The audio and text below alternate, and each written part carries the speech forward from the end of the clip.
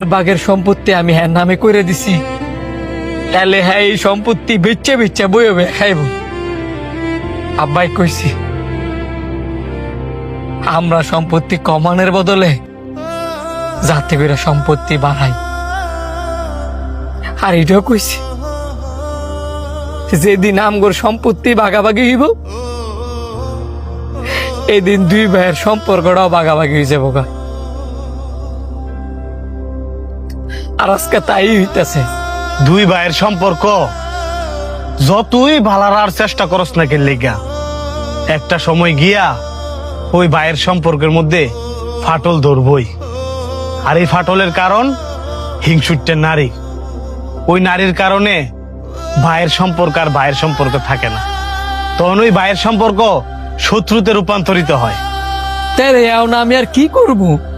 এখন আর কিছুই করার নাই। তুই মনে কষ্ট রাইস না, তুই তোর মতন চলতে থাক, হ্যাঁ আর বউলে থাকতে দে। একদিন দেখবি ঠিকই বুঝবো যে তোর মনের মধ্যে কোনো লোভ ছিল না। অন্তর দাঁড়াও, কিছু কইবেন? অনেক কিছুই তো করার আছে, কিন্তু তোমার ভাই আমারে চুপ করায় রাখছে, এই কারণে এতদিন কিছু কইতে পারি নাই। কিন্তু এখন আর আমি চুপ থাকতে পারতাছি না। তুমি যে তোমার ভাইয়ের সাথে তো খারাপ ব্যবহার করলা, বারবার কইলা তোমার বাগের সম্পত্তি যেন তোমার নামে লেখা দেয়। তুমি জানো তোমার ভাই তোমার বাগের সম্পত্তি আমারে সাথে করে নিয়া তোমার নামে যে কবেই লেখা দিছে। আমার নামে লিখে দিছে?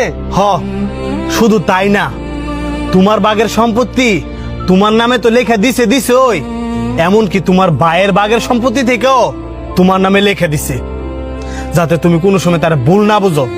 কিন্তু কি হলো, দিন শেষে তো এই ভুলই বুঝলা। তবে একদিন ঠিকই বুঝবা তোমার জীবন সুন্দর করার লাগিয়া তোমার ভাই যে নিজে কতটুকু ত্যাগ স্বীকার করছে।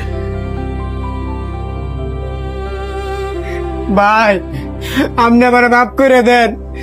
আমি আপনার লগে না বুঝা খারাপ ব্যবহার করছি। আরে বুকা তুই মাপ চাইতেছিস কি লিগিয়া?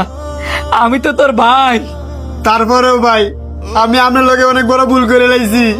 মানুষই তো ভুল করে, এই কারণে তোর মাপ চাইতে হইব। কিন্তু হ্যাঁ, প্রত্যেকটা ভাইয়ের মধ্যে এই জিনিসটা থাকা উচিত।